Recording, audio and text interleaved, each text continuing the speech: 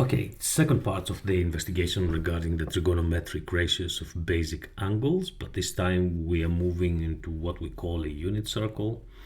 Now, a unit circle for your reference is any circle with a radius to be equal to 1. Now, we are not talking about 1 centimeter or 1 meter or anything like that. Any circle where the assumption we are making is that the radius of the circle is going to be equal to 1.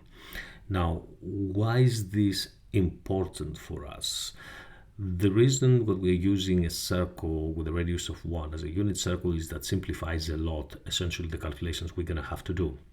So let's assume that we have a point P with coordinates x, y. If I draw a right angle triangle, the OPA, let's say, for example, then I can change the coordinates of the point P from x and y into coordinates that involve the angle theta. So on the triangle OAP, what we have is the following. The sine of the angle theta, that's going to become the opposite over the hypotenuse. The opposite is going to be the AP. And the hypotenuse becomes the OP. The AP is equal to the y coordinate, whilst the OP, and that's the reason that we are using the unit circle, it's equal to 1. So that means that the y coordinate can be expressed in terms of the angle theta and is equal to the sine theta. Whilst if we calculate the cosine of the angle theta, that's going to become the adjacent over the hypotenuse. The adjacent is going to be OA over the hypotenuse, which is OP. So that's going to become x over 1, which is equal to x. The result of all of that is that point P at a unit circle, instead of x, y coordinate, can be expressed as the cosine of theta, sine of theta. And because of its location, that is in the first quadrant, we know both x, y are positive. Therefore, we also know that the cosine is positive and the sine is also positive. Now, that would give you the full answer for the part 1. For the part 2, we're expected to find an expression for the length of the radius in terms of the angle theta. The easiest way to think about it is that we're going to perform the Pythagoras' theorem in the triangle OAP. So what that looks like is going to be x squared plus y squared is equal to 1 squared. But we know from above that x corresponds to the cosine theta. Therefore, replacing x with the cosine theta and y with the sine theta, we end up with cosine squared theta plus sine squared theta is equal to 1. This is an identity,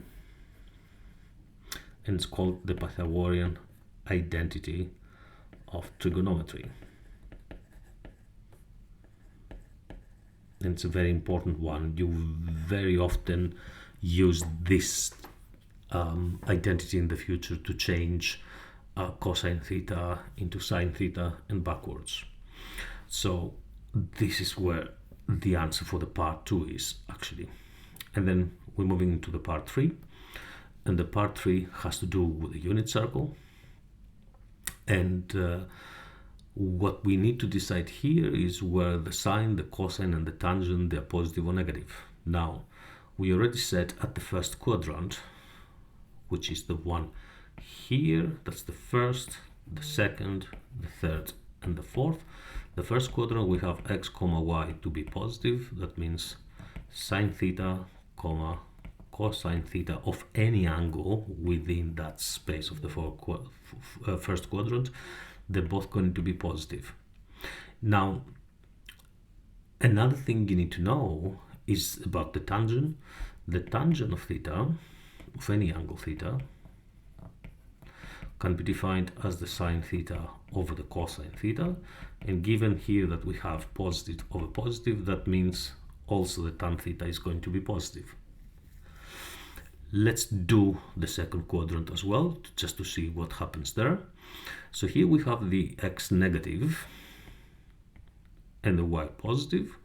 That means the cosine of the angle theta for any angle on the second quadrant is going to be negative. The sine theta, which is the projection along the y-axis, or otherwise the y, is going to be positive. And then the tangent theta ends up being positive over negative, because it's the sine divided by the cosine, which is going to give us negative tangent theta. You can try to by yourselves to see what's going to happen for the third quadrant and the fourth quadrant, but the logic is exactly the same.